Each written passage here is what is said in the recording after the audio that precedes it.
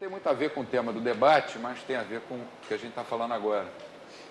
Eu publiquei um artigo, acho que foi em março de 2003 ou 2004, agora não me lembro.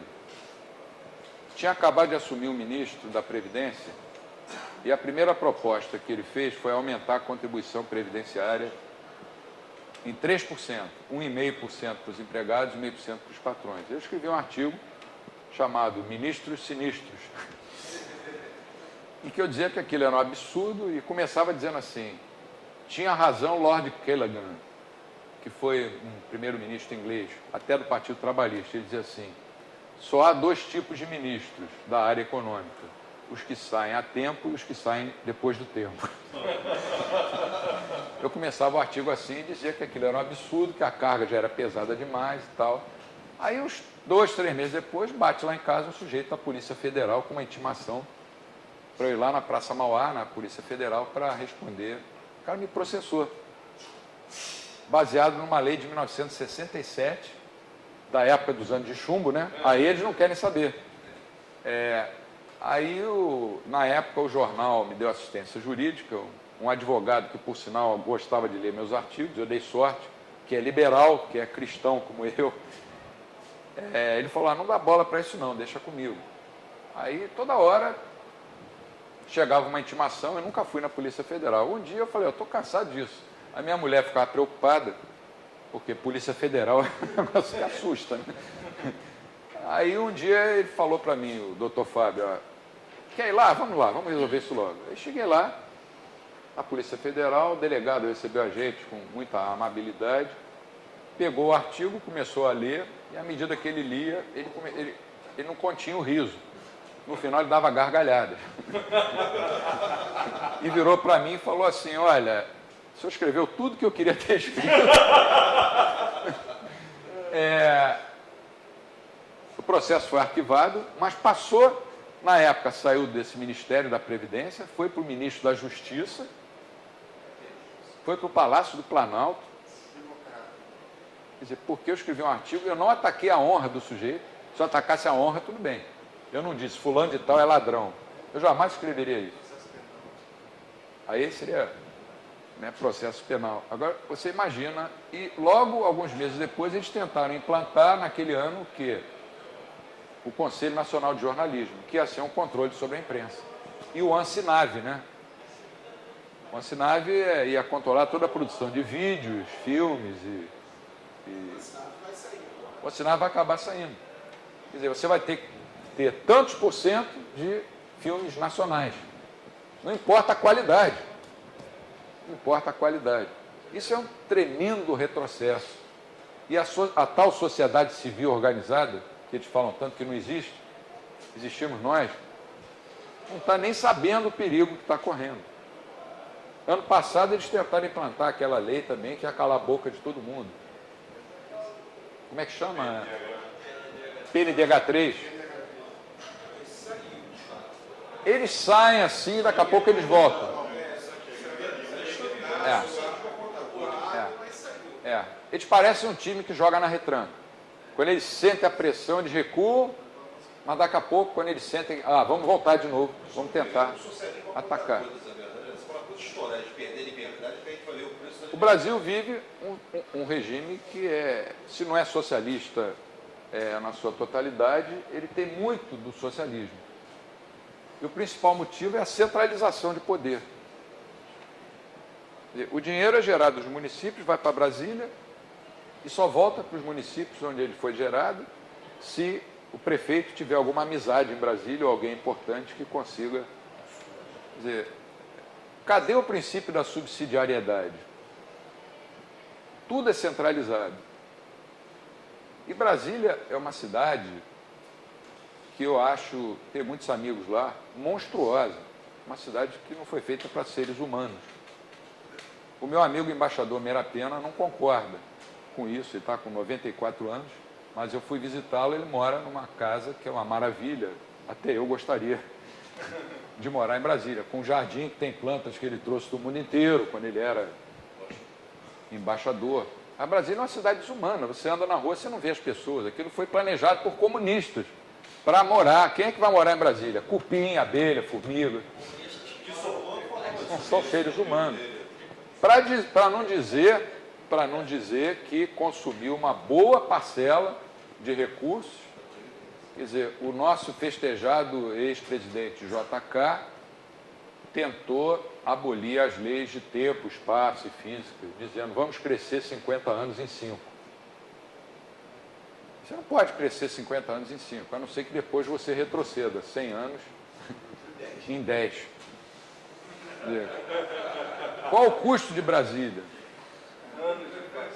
Nós vamos fazer um evento em Brasília. Eu não estou falando dos brasilienses. Eu estou falando da ideia de fazer uma capital do jeito que é Brasília. O Instituto Mises do Brasil, se não me engano, em janeiro ou fevereiro, pretende fazer um curso rápido lá em Brasília. Tem uma equipe lá de jovens que está muito interessada também em desenvolver a escola austríaca. Então, eu estou me dirigindo aqui indiretamente a eles, que eu sei que eles vão ver o vídeo, quer dizer, não é nada contra ninguém que mora em Brasília, mas é contra a cidade mesmo. E nem é choro de carioca, porque a gente perdeu o status de capital. Isso eu acho que foi até bom, porque viciou muito o Rio de Janeiro. Uma boa parte da nossa população ainda vive atrelada ao setor público por causa desse vício de mais de 200 anos, né? Quase 200 anos de capital da República. Mas eu queria uma pergunta final sobre o debate do cálculo econômico, que me parece um assunto tão simples. Vamos lá, graças a Deus apareceu. A questão não é sobre o cálculo, o debate não é sobre o cálculo econômico, porque a China já aceitou que o cálculo econômico socialista é impraticável. Já aceitou. Ela já deu a chancela dela nisso. Exatamente. Na verdade, o que eu acho é que ainda há uma ilusão de planificação setorial. Não sei, o que o senhor poderia complementar? Eu concordo com você. Essa disciplina que você falou, como é que chama? Planificação. Não, antes. É uma cadeira que tem até no curso aqui, Economia Industrial. Economia Industrial. Quando eu montei o curso de Economia do IBMEC, eu tirei essa cadeira. Eu falei, isso não serve para nada. Por quê? O que é uma política industrial? É você escolher quem vai ganhar, e está escolhendo também quem vai perder.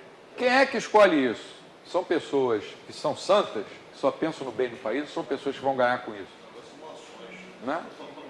Eu sou contra as políticas industriais porque, além delas interferirem no processo de mercado, elas vão provocar uma descoordenação no sistema de preços, elas vão favorecer grupos em detrimento de outros. Agora, o resultado final aparece com o PIB crescendo, as pessoas acham que isso é um sucesso, mas daqui a alguns anos os efeitos dessas políticas vão ser revertidos, se os austríacos estiverem corretos. Então, podemos fazer um breve intervalo de 1h30. Em 10 minutos, nós voltamos. Bem, uma frase que eu achei interessante destacar do Mises, naquele primeiro artigo dos anos 20, o cálculo econômico sobre o socialismo. Pode ser tentador fazer, por meio de analogias, estimativas e valorações individuais para determinados grupos de produção no Estado socialista. Mas isso seria totalmente impossível, pois cada cálculo econômico para cada seção individual da mesma empresa, só pode ser feito se houver um livre mercado de formação de preços. É exatamente nas transações de mercado que os preços de mercado a serem tomados como base para todos os cálculos são formados para todos os tipos de bens e mão de obra empregados. Onde não há um livre mercado, não há mecanismo de preços. E sem o mecanismo de preços, é impossível haver um cálculo econômico. Simples, direto, rasteiro, um canto, bem colocado, fora do alcance do goleiro.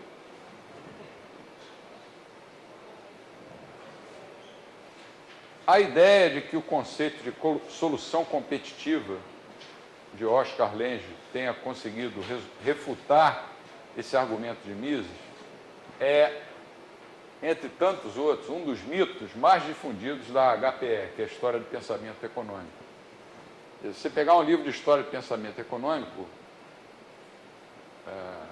especialmente os publicados no Brasil, você vai ver que Oscar Lange foi um grande economista, não vou dizer que não tenha sido, mas que ele encontrou uma solução competitiva para substituir os argumentos do Mises pró-mercado. Uma característica comum dessas várias versões, além do Oscar Lange, você tem Dixon, Durbin e Lerner, Abba Lerner, Riemann e Polanyi, dentre outros autores socialistas, dessa solução competitiva, é que eles todos acreditavam que seria possível criar uma espécie de quase mercado na terminologia do Mises, né? O Mises chamava de quase mercado, em que os agentes teriam comportamentos parecidos com os que teriam em uma economia de mercado. Você tira um sujeito da Terra, leva para a Lua, vai querer que ele viva sob as mesmas condições.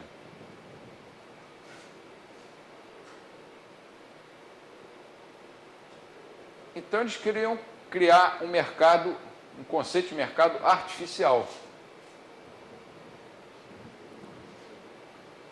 Qual é a grande falácia, o grande erro desses autores, e dos atuais que ainda acreditam nisso? É que poderia existir um certo grau de competição entre uma série de monopólios ou trustes que, sob o controle dos sindicatos ou do Estado, seriam uma coluna vertebral para a organização econômica do socialismo.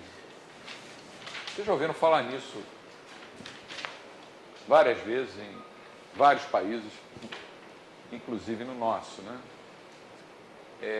Você vê só a ideia. Poderia haver um grau de competição se os sindicatos ou uma coluna vertebral do Estado assumisse o papel dos agentes coordenadores dos mercados. A grande ilusão de Oscar Lange foi acreditar que era possível simular, a palavra é bem essa, simular, um estado final ao qual tenderiam os preços de mercado, que ele chamou de preços paramétricos. É mais um conceito de preço aí que você tem. O que é um preço paramétrico? É um preço determinado dentro do gabinete, que, embora não tendo sido determinados pelo livre mercado, permitiriam o cálculo econômico racional, porque incorporariam as informações relevantes e necessárias para isso. Lê essa frase de novo, eu espero. Não sei se dá para ler aí de trás, acho que dá, né? Você está simulando um estado final para o qual tenderiam os preços de mercado. E esses preços seriam os preços paramétricos. Eles não foram determinados pelo livre mercado, mas iam permitir o cálculo econômico racional, porque iam incorporar as informações relevantes e necessárias. Quer dizer, é claro que a formulação de Lange demonstra um desconhecimento absoluto de que os mercados são processos que tendem ao equilíbrio, mas que não alcançam o equilíbrio. Aí, esses autores socialistas, como Oscar Lange, caíram na mesma falácia dos neoclássicos, dos keynesianos, da mainstream, que é trabalhar com estados de equilíbrio. Pelo menos, os economistas da mainstream de Chicago acreditam que esses preços de equilíbrio, embora as formulações deles para os austríacos tenham muitas imperfeições, mas eles acreditam que eles são determinados pelo mercado mesmo, pelo mercado livre.